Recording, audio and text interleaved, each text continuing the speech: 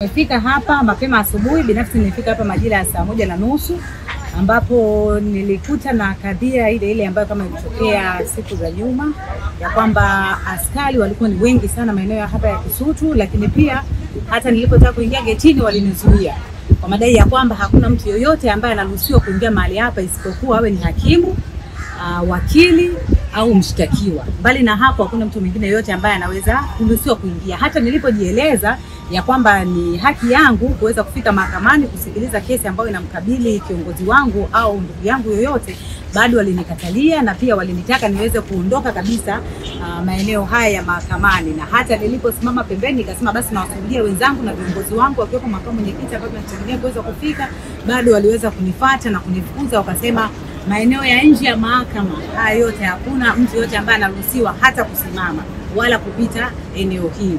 Jambo ambalo kwa kweli sisi binafsi kama wanachama wa Chadema tunaona sio haki. Kwa sababu kwa nini wanataka kusikiliza shauri la mwenyekiti wetu mezani? Sisi tuna maslahi na kesi hii kwa sababu huyu ni kiongozi wetu. Mheshimiwa Tundu Lissu sisi tunajua sio muahini, bali ni mpigania haki, bali ni mpigania mabadiliko, ni sauti ya Watanzania. Hivyo shauri lake ambalo tunajua vile vile ni uongo alipaswa kusikilizwa mezani.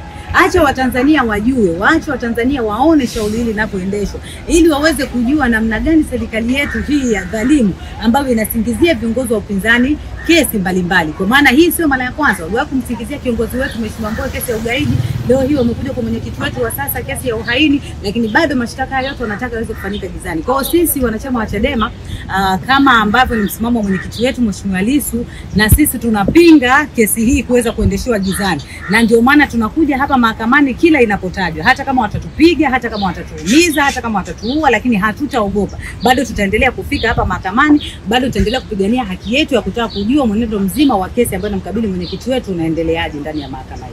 Taarifa tulizonazo sasa hivi ni kwamba nyumbani kwake wamezingira mapolisi.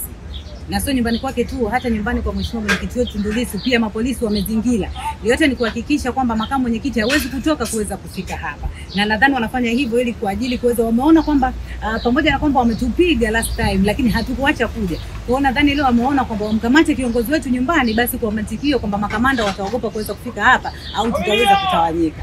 Ajenda ya no reform no election iendelee kwa moto ule ule hata kama watamkamata kiongozi wetu mwingine tena.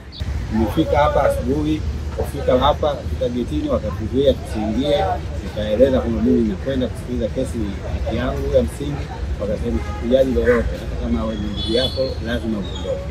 Nikakaa nje, wakanizuia wakasema hata hapa nje hatutaki kumuona mtu wote, lazima uondoke. Basi nikatii amri yao, lakini kitu kilichonishangaza ni kwamba wametanda kama majuzi waliokamata watu na kuwapiga, na leo wametanda na mambwa kila sehemu. Sasa mimi nikawauliza, hii kwa nini mnafanya hivyo? Wanasema kwamba hii ni haki yetu sisi kusikiliza, ni kazi yetu. Basi mimi sikupinga, nikaondoka.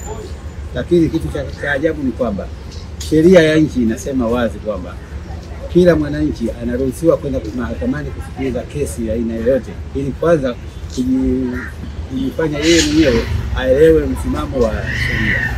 Sasa mimi nikashangaa kuona kwamba mapolisi wanatuzuia tusiingie kusikiliza kesi.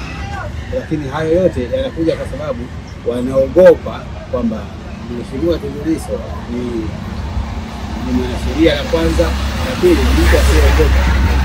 Hicho inawatia wasiwasi kwamba anapohutubia mikutano yake ni kama anawaelimisha Watanzania. Na serikali ya nchi yetu haitaki kuelimisha Watanzania. Wanataka watu wote watufanye kama sisi ni wajinga, tusielewa kitu. Hilo ndio tatizo lao. Sasa mimi ningeomba hata nchi za jirani au Umoja wa Mataifa uangalie swala hili, na ikiwezekana uwashauri serikali ya Tanzania. Wao kila siku wanadai kwamba kuna demokrasi, lakini hakuna demokrasi yoyote. Hakuna sheria kama nchi yenye demokrasi kuzuia watu kwenda mahakamani kusikiliza kesi. Sheria hiyo haipo kabisa. Kwa hivyo ningeomba hata nchi za jirani wanaposikia malalamiko yetu wajaribu kuingilia na kuishurutisha serikali yetu ibadilishe msimamo wao. Asante.